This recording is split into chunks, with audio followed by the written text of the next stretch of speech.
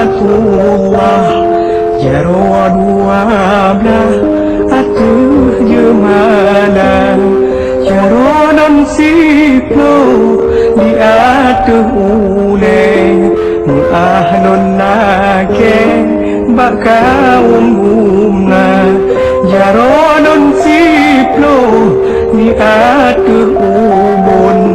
Assalamualaikum dan tegur sapa.